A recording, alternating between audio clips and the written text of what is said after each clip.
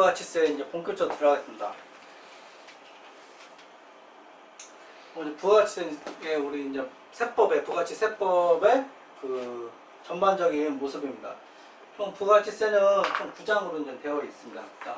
1장 총칙, 2장 가세거래, 3장 영세율과 면세, 4장 가세 표준과 세율 계산, 5장 신고 납부, 6장 결정, 경정, 징수, 환급, 간이가세, 보칙, 벌칙으로 되어 있습니다. 그래서 국세기획법을 이미 들어보신 분들은 일단 용어가 이제 총칙, 이제 익숙하고, 가세 표준과 세율 계산도 이제 좀 익숙하시고, 신고 납부, 결정, 경정, 징수, 환급, 그다음에 이제 보칙, 벌칙은 좀 익숙하실 겁니다. 그리고 처음 이제 부가가치세를 이제 처음 하시는 분들은 이제 가세거래, 명세와 면세, 들은 이제 그 낯선 항목입니다. 그래서 그 세법이 그 좀 공부하기 어려운 게 순서대로 이렇게 단계별로 가는 게 아니라 그 처음부터 뭐 어려운 뒷부분의 개념이 나오거든요. 용어 정의도 있고 지문에 나오고 있어서 좀 어려운 부분이 있습니다.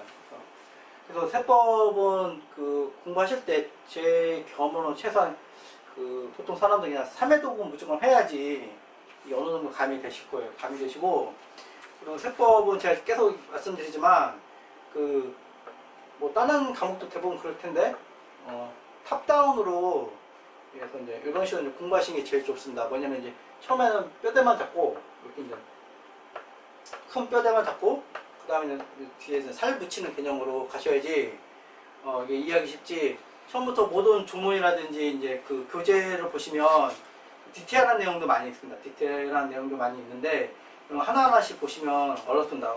그 이해하기 어렵고, 그 다음에 이제 실제로 우리가 이제 그 민법을 보면 법을 그래서 이제 학교를 다니시는 분이나 저학년이나 보신 분들은 이제 법학개론 같은 거 듣는 게 이제 세법 공부할 때 도움이 많이 되는데, 민법은 민법이 있고 이제 소송 관련된 법이 따로 있습니다. 그래서 민법을 이런 것들은 대부분 이제 실체법이라고 그러고, 이런 것들은 이제 절차법이라고 그렇습니다. 절차법. 그러니까 실체법은 주로 이제 권리 의무, 이제 우리가 흔히 말하는 이제 개념서, 이론서 이런 걸 정의한 거고, 절차는 약간 집행 개념으로 되어 있는 게 이제 절차법으로 되어 있습니다. 그래서 세법은 이런 게 같이 믹스되다 보니까 그 부가가치세에 대해서도 개념을 그러니까 부가가치세 실체를 설명하는 개념이 있고 절차를 설명하는 개념이 있습니다. 그래서 이 절차는 이 실체를 이해한 다음에 가야지만 제대로 이해할 수 있고, 이해하고 또 실체와 절차는 별 크게 또 관계가 없을 수도 있어서 개념하고 이제 그 실체 개념, 실체법 개념으로 처음에 이제 접근하시는 게 좋습니다. 그래서 절차법은 나중에 그 시험 보기 직전에 대부분 절차는 외우는 거기 때문에 두 번째 아니 세 번째 볼 때 주로 그냥 관심 있게 보시면 되고, 처음에는 이제 그 실체 개념 위주로 잡는 게 상당히 중요합니다. 시험 문제는 주로 보시면 이제 총칙, 가세거래, 가세표준과 세율 계산, 그래서 매년 나옵니다. 이거는 매년 나오는 거고, 가끔 이제 영세율과 명세, 신고 납부 이런 것들을 이제 2년에 3년 이런 식으로 보시면 될 것 같습니다. 대부분에 보시면 신고 납부 이런 것들은 절차에 해당되는 거예요. 절차에 해당되는 거기 때문에 그 중요도 떨어지고 가장 중요한 개념적인 것들이 매년 나오는 문제입니다. 그리고 이제 총 부가가치세는 총 76조. 조문은 좀 짧습니다. 부가가치세 조문. 우리 국세기법은 지난번에 약 90조? 실제 90조보다 많은데, 왜냐면 81조에 뭐 8 이렇게 해서 90조보다 많은데, 끝나는 조문은 그냥 90조고 76조라서 이제 국세법은 좀 내용이 좀 작습니다. 작은 대신에 얘는 절차 개념도 많이 있어서 시행령이 좀 많습니다. 국세법보다 시행령이 좀 많고.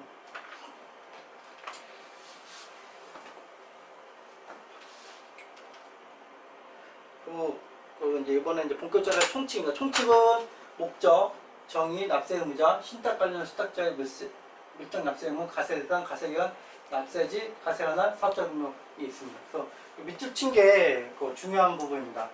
특히 이제 3조의 이 신탁 관련 수탁자의 물적 납세 의무는 최근에 들어온 조문입니다. 최근에 들어온 조문이고, 이게 교수님들도 이제 관심 있는 부분이고 논문도 좀 많습니다. 그리고 올해 또 2020년 올해도 이제 개정될 예정이고 해서 이거는 상당히 이제 앞으로 시험 보실 분들은 언젠가 나올 거예요. 앞으로 한 1, 2년 안에 분명히 나올 문제이기 때문에 관심 가져서 좀 될 것 같고, 지금은 굳이 관심 가지실 필요 없어요. 왜냐면 지금은 부가가치세에 대한 개념을 정확히 알아야 될 때지, 이런 새로운 것들은 나중에 아시는 게 좋습니다. 그리고 실제 이제 시험 출제 경향도 제가 좀 말씀드리면, 여러분 기존에도 말씀드렸겠지만, 그러니까 이제 법이 있고 시행령이 있고 시행규칙이 있고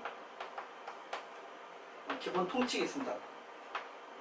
기본 통칙이 있으면 대부분은 이제 여기서 많이 나오고, 그 다음에 판례하고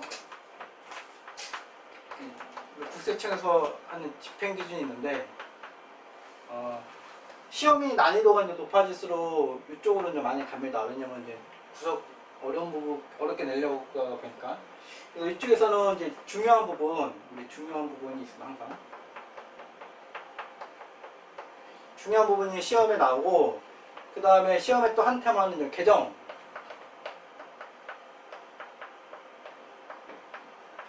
항상 개정세법이 문제 나옵니다. 항상 개정세법에서 기존에 이제 중요한 부분에 연결된 개정세법 항상 나오고요.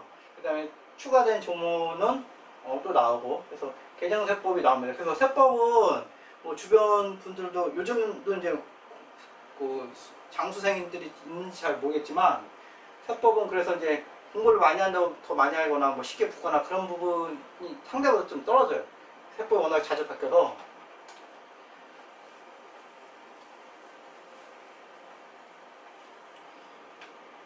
그래서 이제 일장 총칙은 가세 대상이 제일 중요하고, 사업자 등록 납세지. 예전에는 가세 기간도 이제 나온 적이 있었는데, 최근에는 기출문제에서는 제가 이제 과거 10년치 봤는데, 요즘에는 좀 중요도 좀 떨어지더라고요. 먼저 목적 보겠습니다. 목적은 이제 부가가치세 가세 요건 및 절차를 규정하면서 부가가치세의 공정 가세 납세 의무 적정한 이행 확보 및 지정 수입의 원활한 조달에 이바지할 목적으로 한다. 그래서 기본적인 개념은 쓴 거고, 중요한 건 이제 제가 이제 말씀드린 부가가치가 뭐냐.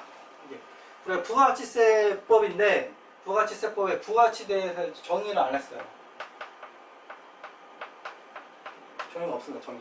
그래서 이 개념을 제가 이제 PDF로 올려놓은 자료가 있을 텐데, 거기 보면 부가가치란 지하 또는 용역의 생산 및 유통 과정의 모든 거래 단계에서 원재료 또는 상품 등의 새로이 부과된 가치로 일반적으로 지대 임금, 이자, 이윤 등으로 구성된다.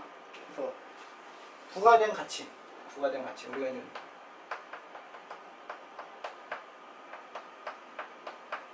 부과된 가치에 우리가 세율을 곱하는 겁니다. 요게 이제 우리가 이제 부가가치의 개념인 거고, 이 부가가치는 이제 경제학에서 더 정확히 다릅니다.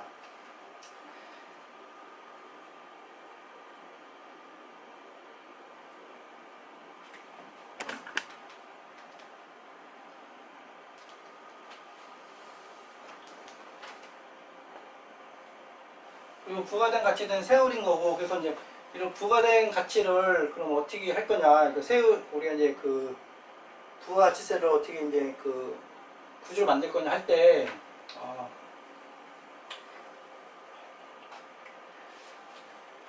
우리가 이제 정단계 거래액 기준이 있고, 정단계 세율 기준이 있습니다. 세율 기준. 정단계 거래액 기준은 어떻게 매기냐면, 우리가 이제 매출한 금액 있잖아요. 매출한 금액. 매입 금액을 뺀 겁니다. 매입 금액을 빼서 거기다 이제 세율을 곱한 거고, 정단계 세액이죠. 세액. 정단계 세액법은 매출액 곱하기 세율 빼기 매입세.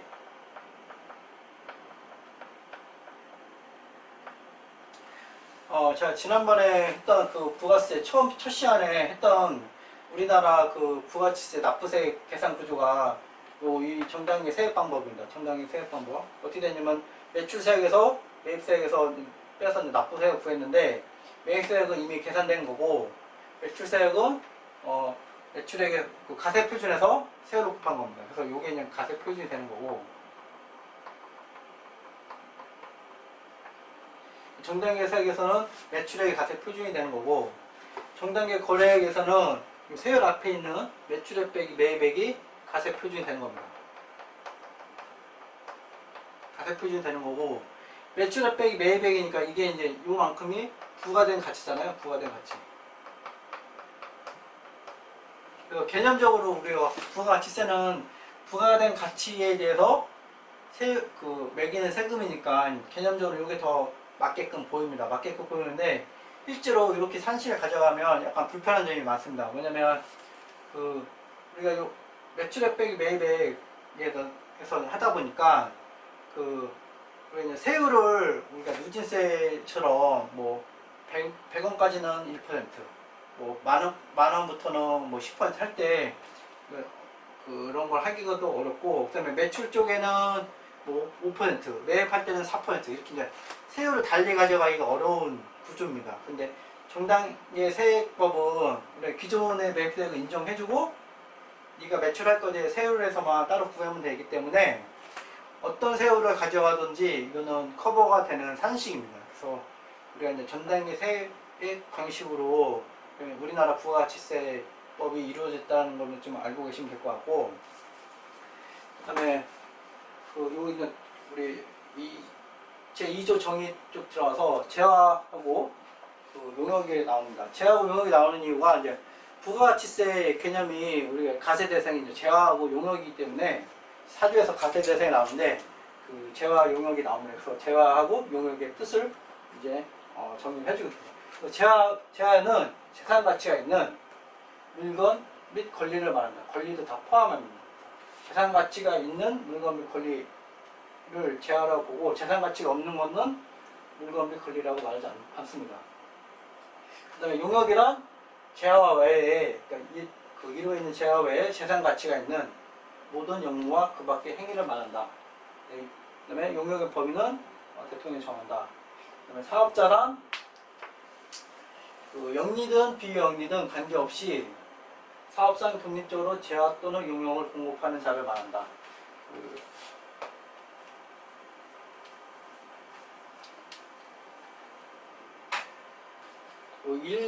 재화하고 용역은 뭐랑 연결되면 제4조 가세 대상 하고 연결되고요. 사업자는 뭐랑 연결되면 우리가 3조에 있는 납세의무자 연결됩니다. 그래서 되게 중요한 테마입니다. 그래서 사업자는 영리 비영리는 관계없이 이거는 이제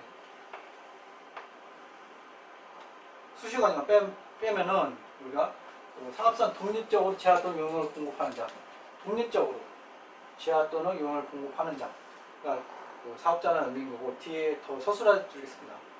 간이 가세자라는 거는 뒷부분에 우리가 이제 아까 보셨지만 따로 챕터가 따로 나옵니다. 그래서 그쪽에 다시 설명드리고 일반 가세자란 간이 가세자가 아닌 경우, 그다음에 가세사업이란 부가가치세가 가세되는 재화 또는 용역을 공급하는 사업을 말한다. 면세사업이란 부가가치세 면제되는 재화 또는 공급하는 사업을 말한다. 67호는 우리가 이제 우리가 이제 영세율과 면세 부분이 있습니다. 그래서 그 부분을 설명하기 전에 앞에 나온 겁니다.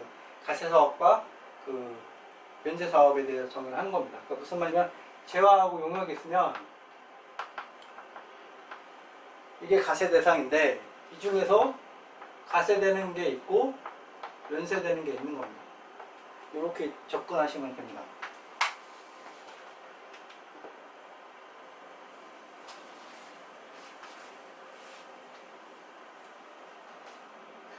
비거주자는 소득세법에서 이제 정의하는 사람, 외국법인은 법인이기 때문에 이제 법인세법에서 정의하는 사람을 우리가 따옵니다. 그래서 아까 재화가 있었는데 재화의 범위를 보면 재화는 상품, 제품, 원료, 기계, 건물 등 모든 유체물. 쓰고 싶은 말은 모든 유체물인 거예요. 모든 유체물인 거고, 기본적으로 재산가치가 있어야 되는 거죠. 기본 전제니까 재산가치가 있어야 되는 거고, 그 다음에 전기, 가스, 열 등 관리할 수 있는 자연력. 관리할 수 있는 자연력. 이게 이제 포인트죠. 관리할 수 있는 자연력. 그 다음에 이제 권리는, 근데 재화에서는 이제 물건과 그 권리가 이제 재화인데, 이 권리는 강화권, 특허권, 저작권 등 물건 외에 재산적 가치가 있는 모든 것. 웬만하면 부가가치세를 다 가세하겠다는 그런 의미를 받아들이시면 됩니다. 그러니까 제가 이제 지난번에 말씀드렸지만 부가가치세는 조세정이 없고 세수를 확보하기가 좀 쉬운 거예요. 왜냐면 거래에 대해서 그 우리가 이제 세금을 매기니까 거래를 안 할 수는 없잖아요. 경제활동을 하면서 여러분들이. 그래서 세금을 참 매기기가 참 쉬운 겁니다. 그래서 이 부가가치세의 기본 취지는 웬만하면 가세한다. 이게 이제 국세청의 기본 취지라고 보시면 돼요. 제가 이제 예전에 말씀드렸지만 그 세법 같은 게 보면 철학이 있어요. 뭐 어떤 거는 이제 납세자를 보호해 주려고 이제 만든 조문, 어떤 거는 이제 납세를 더 많이 징수하려고 만든 조문이 있는데, 부가세는 제가 계속 말씀드리지만 조세정이 별로 없기 때문에 처음 도입할 때만 조세정이 있고 그 다음부터는 조세정이 하나도 없기 때문에 그 세수를 증가시키는데 참 좋은 그 세목이에요. 그래서 그런 식으로 해서 이제 많은 거를 이제 포괄적으로 그 정의가 되어 있습니다.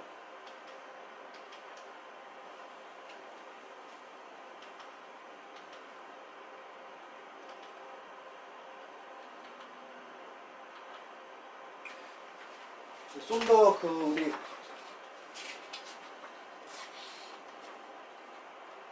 이제 교재 쪽 보시겠다. 교재 그 2.2 해설 보시면 우리 이제 2.2.1에 이제 사업자 납세 의무자 있는데, 거기 보면 제가 적어놓은 게 부가가치를 창출해 낼 수 있는 정도의 사업 형태를 갖추고, 사업자인데 사업 형태, 사업 형태를 갖추고 계속적이고 반복적인 의사로 계속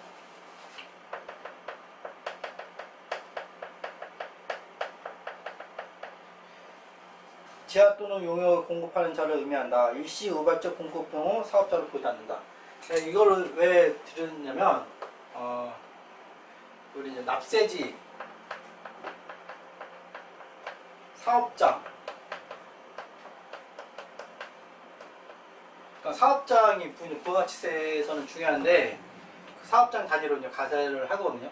사업장이 무엇이냐 할 때 이 개념이 상당히 중요합니다. 사업 형태가 있어야 되고 계속 반복적으로 있어야 되는 겁니다. 그러니까 계속 반복적으로 있어야 되니까 기본적으로 어떤 겁니까? 사업장이 약간 고정된 장소가 필요하잖아요. 고정된 장소. 이런 개념들이 이제 알고 계셔야 됩니다.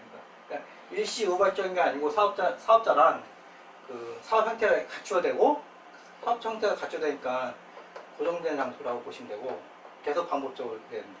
왜냐면 그래야지 사업장 단위로 가세야 하니까 사업장이 막 왔다 갔다 하고 어제 생겼다가 뭐 일주일 뒤에 없어지고 뭐 그러면은 그 우리가 이제 가난 세무사장이 짜증나잖아요. 그래서 이제 그런 식으로 보시면 될 것 같고, 그래서 사업 형태가 있어야 되고 계속적으로 반복적으로 있어야 된다는 거고, 그 다음에 그 납세 의무자는 이게 영리든 비영리든 관계없다는 의미이기 때문에, 비영리의 대표적인 게 뭡니까? 국가, 지방단체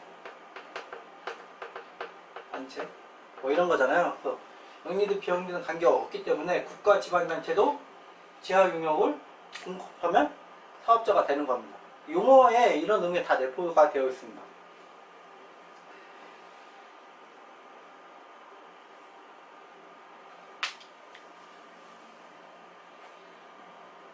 그 다음에 이제 사업자면 우리 이제 납세 의무가 있는 겁니다. 납세 의무가 있기 때문에 부가가치세를 이제 좀 아시는 분들은 이제 뭐가 연결되면 사업자 단어가 뭐가 생각나시면 사업자 등록번호, 이런 게 이제 단어가 생각나실 텐데, 사업자면 납세 의무가 있는 겁니다. 사업자면 납세 의무가 있고, 사업자 등록번호가 있어야지만 납세 의무가 있는 게 아닙니다. 사업자 등록번호를 안 하면 가산세라든지 뭐 이런 게 좀 그런 벌칙 조항이 있는 거고, 사업자면 납세 의무가 있는 겁니다. 그래서 사업자 등록번호가 필요한 게 아니다 이런 걸 아시면 될 것 같고,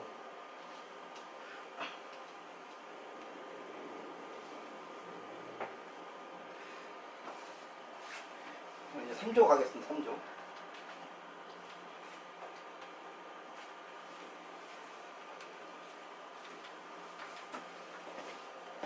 3조 이제 납세 의무자인데, 아까 이제 좀 설명드린 게 다시 나오는데, 납세 의무자는 다음 각호에 하나 해당하는 자, 사업자, 재화를 수입하는 자가 이제 납세 의무자가 되는 겁니다. 그리고 사업자는 법인인데 국가, 지방자치단체, 지방자치단체 조합을 포함한다.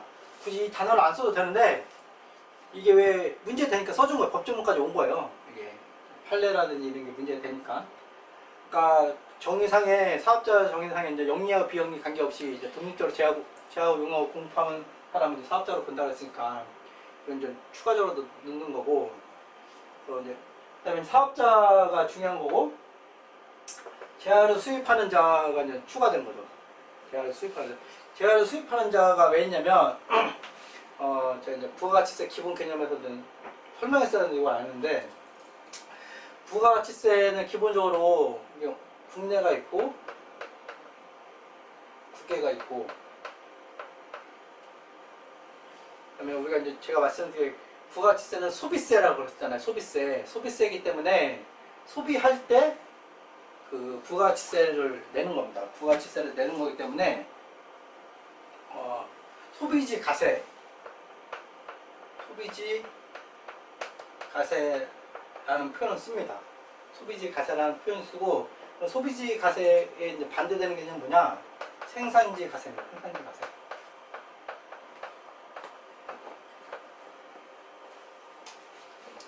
생산지 가세라는 거는 이제 만든 장소에서 이제 부가가치세를 내는 거죠. 그래서 어떤 의미냐면, 이제 현대자동차가 미국에서 만들죠, 자동차를. 한국에서 만들 거고, 그러면 요게 국외에서 만든 자동차 이렇게 와서 우리나라 사람 살 수도 있고, 국내에서 만든 자동차 살 수가 있습니다.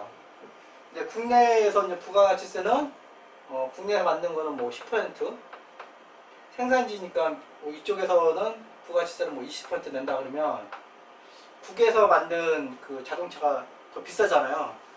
당연히 안 팔리겠죠. 그러니까 간세 효과랑 똑같은 거잖아요, 이게. 간세 효과랑. 그래서 이제 무역 거래를 이제 방해할 수가 있잖아요. 그래서 국가 간의 이런 수입이니까, 그래서 국가 간에 수출하는 제한은 영세율이라고 해서, 부가가치세가 기본적으로 10%인데 수출하는 제한은 0%가 되는 겁니다. 0%. 얘가 0%로 되고, 소비할 때 10%를 부과가 되는 겁니다. 이런 개념이에요. 그래서 소비지 가세라고 부가가치세를 표현하고, 그렇기 때문에 생산하고 이제 판매하잖아요. 여기서 이제 수출업자, 외국인이 수출업자가 있겠죠. 수출업자가 이제 국내에 이제 수입업자가 있고, 여기 때 이제 가세를 하는 게 아니라, 수입하는 사람이 여기 수입할 때 우리나라 세율 10%로 부가가치세를 매기는 겁니다. 그래서 재화를 수입하는 자가 포함되는 거예요. 사업자는 당연히 이제 국내이기 때문에 하는 거고, 재화를 수입하는 자는 수입하는, 용역은 없죠. 용역 수입하는 자는 없습니다. 용역은 왜냐면 관리가 어렵고, 용역은 사람하고 뭐 이런 것들이잖아요. 서비스. 해외에서 우리나라한테는 그 서비스잖아요. 이거는 이쪽에 있잖아요. 이쪽에 있으니까 이거는 어려워요. 어려워서 이제 가세를 매기지 않는 겁니다. 실제로 우리나라에서 소비를 했지만, 예를 들면 뭐 미국에 있는 그 서버 업체, 그러니까 우리나라가 들어가서 뭐 인터넷 같은 걸로 들어가서 우리나라가 뭐 소비를 하지만, 여기서는 이제 이쪽에서는 우리가 이쪽 가세권이 미치지 않으니까, 이거는 그 용역에 대해서는 세금 매기가 어렵습니다. 그래서 이 경우는 제외가 된 거고, 그 재화를 수입하는 거, 수입 재화만이 부가가치세 대상이 되는 겁니다. 그래서 사업자가 있고 재화를 수입하는 자가 있습니다. 재화를 수입하는 자지 재화를 수입하는 사업자가 아닙니다. 그래서 이런 의미가 하나하나씩 있어서 이렇게 이제 생각을 하시면 돼요. 이게 얘는 사업자가 아니구나. 그래서 재화를 수입하는 자는 사업자가 관계가 하나도 없는 거예요. 재화를 수입만 하면 우리가 이제 납세 의무가 있는 겁니다. 부가세는 생각보다 이렇게 넓어요. 이게 여러분들도 다 기본적으로 이제 부가치세가 그 납세 의무자가 될 수 있는데 잘 안 되는 것 뿐이에요. 가세표 체크하기 어려우니까 제가 되는 겁니다.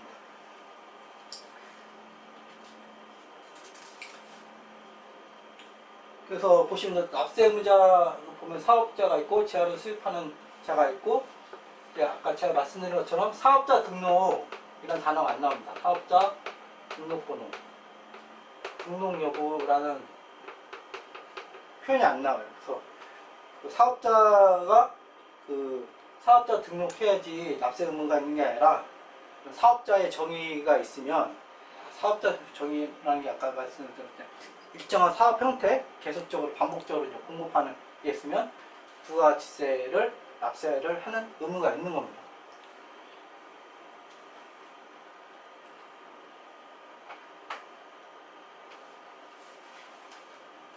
그래서 요 개념들이 그 시험 문제에 많이 나옵니다. 많이 나오고 중요한 겁니다. 왜냐면 우리가 외우니까 사업자만 내는 줄 알아요. 근데 그런 개념, 사업자만 내는 줄 알고, 그 다음에 사업자 등록을 해야지만 그 사업 납세를 해야 되는지 알고 있어요. 납세는 그냥 이런 거예요. 이게 뭐랑 다른 거냐면 신고 납세가 있고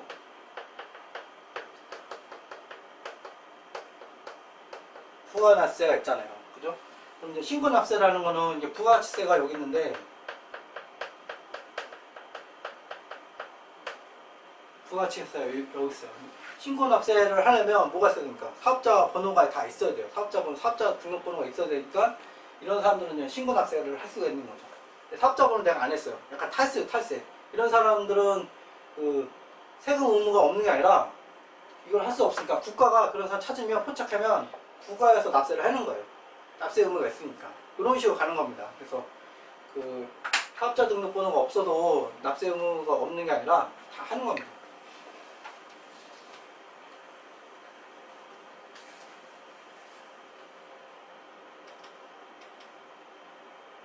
(3조 2는) 그 우리 최근에 들어온 조문이고, 이거 제가 이제 앞으로 시험 문제 나올 가능성이 높다고 말씀드렸습니다. 좀 또 법이 또 개정될 예정이에요. 그래서 이거는 오늘은 어떤 내용이냐면, 우리가 이제 그 국세기본법에서 우리가 이제 그 2차 납세 의무, 약간 그런 거랑 약간 비슷한 개념이라고 보시면 돼요. 보시면 위탁자가 있고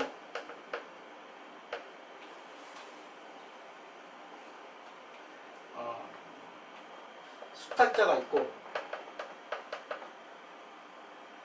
다음에 신탁 재산이 있고, 네, 그 다음에 뭐가 있습니까? 납세 의무자가 있는데, 납세 의무자가 자기의 이제 재산 같은 것들을 이제 신탁 재산을 하면서 이제 수탁자에게 맡긴 거예요. 맡겼을 때 이 사람이 이제 세금을 못 낸 거죠. 이 사람이 세금을 못 내면 이쪽한테 가서 세금을 좀 걷어올 수 있게끔 한 거예요. 그래서 신탁 관련 수탁자의 노점 납세 의무라고 그런 거고, 이제 최근에 이슈되고 판례도 많이 있습니다. 그래서 제가 이제 요거는 이제 판례도 나중에 좀 설명을 드리겠습니다. 그래서 이거는 나중에 한 번 더 설명을 드릴 거고, 앞으로 시험 보실 분들은 중요한 조문이라는 것만 이 정도만 지금 오늘은 알고 계시면 됩니다.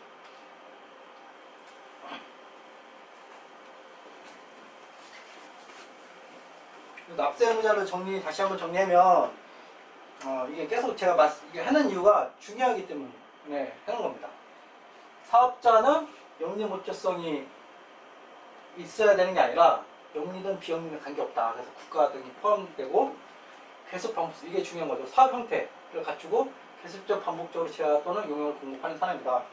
독립적으로 해야 된다. 자기 책임, 또는 자기 계산으로 공급하는 자다. 그다음에 제하 수입자도 납세 의무자가 있는 거죠. 제하 수입자는 사업자 의무에 해당이 관계없다. 말 그대로 제하를 수입하는 사람은 납세 의무자 다 있는 겁니다. 그다음에 수탈자, 최근에 들어온 겁니다. 그래서 기존에는 사업자 제하 수입자였는데 수탈자가 들어온 겁니다. 가세 대상입니다. 가세 대상도 상당히 중요합니다. 가세 대상은 매년 나온다고 보시면 돼요. 가세 대상이 매년 나온다고 보시면 되고, 부가가치세는 다음 각고의 거래에 대해서 가세한다. 사업자가 행하는 제하 또는 용역의 공급, 제하의 수입, 사업자가 하는 거기 때문에 사업자 등록번호가 없는 사업자가 하는 것도 되는 겁니다. 이게 꼭 아셔야 돼요. 사업자 세금의 선서가 없어도 되는 거죠. 사업자가 행하는 제하 또는 용역의 공급, 행하는 대가관계가 있는 거예요. 사업자가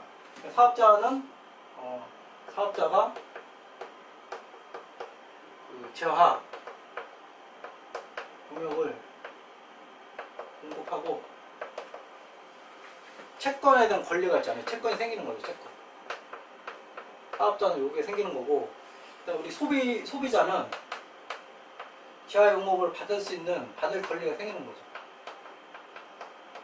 받을 권리가 생기고, 채무가 돈을 줘야 되니까 용의 대가를 줄 의무가 있는 겁니다. 이런 거래가 있어야지 부가가치세 거래라고 보는 거예요. 왜냐면 이런 개념들이 다 가세 대상이냐 아니냐를 따질 때 다 필요한 개념들입니다. 이런 것들을 생각하셔야지 여러분들이 판단을 해요. 하나하나씩 외우면 못 외워요. 왜냐면 부가가치세는 너무 거래라는 게 우리 일상생활에 일어나는 거래가 너무 많기 때문에 이 거래는 부가세 대상, 저 거래는 대상 아니다. 이렇게 하나하나씩 다 외울 수가 없습니다. 기본 개념을 아셔야 돼요. 사업자가 행하는 제하 또는 용역의 공급, 반대로 해는 거래가 있는 거예요. 거래가 서로 간에 이제 대가를 재산적 가치를 이 제하가 재산 가치가 있는 거라고 그랬잖아요. 제하든 용역이든 재산 가치가 나가면 주로 돈을 내야 되는 거죠. 대가를 내야 되는 거죠.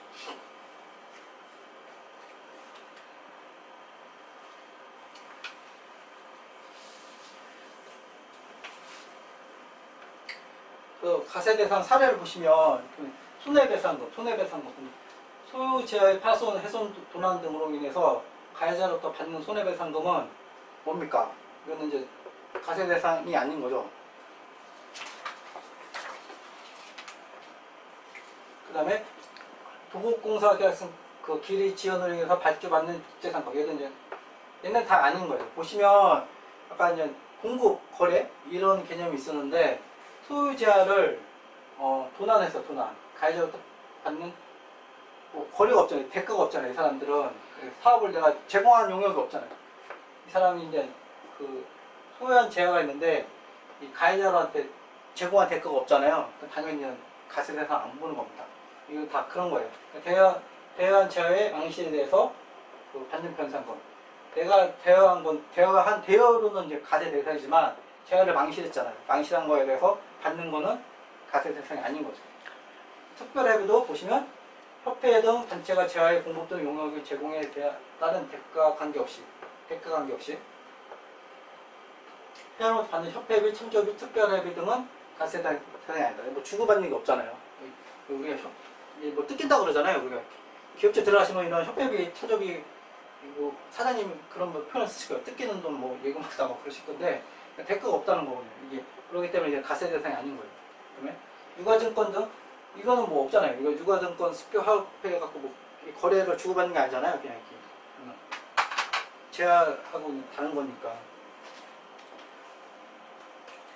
그다음에 골프장 입회금인데 여기 보면 골프장, 테니스장 경영자가 장소 이용자로부터 받는 입회금으로서 일정 기간 거치고 반환하지 않는 거잖아요.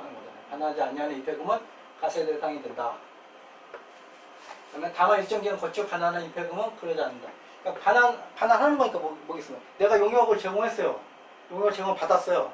용역 공급을 했어요. 공급하고 내가 돈을 받았어요. 대가를 받았어요. 끝이잖아요. 끝. 이걸로 끝이지. 우리가 반환을 안 해주잖아요. 우리가 제대로 된 거래라면. 반환을 했다는 거는 뭡니까? 이런 거래 관계가 아니라는 의미잖아요. 그렇기 때문에 반환하는 입회금은 과세 대상이 아니고 반환하지 않는 거는 과세 대상인 거예요. 반환하는 거는 거래가 아니니까 우리가 이제 과세 대상이 아닌 거고, 반환하는 거는 과세 대상이 아닌 거고, 반환하지 않는 거는 과세 대상이 되는 겁니다.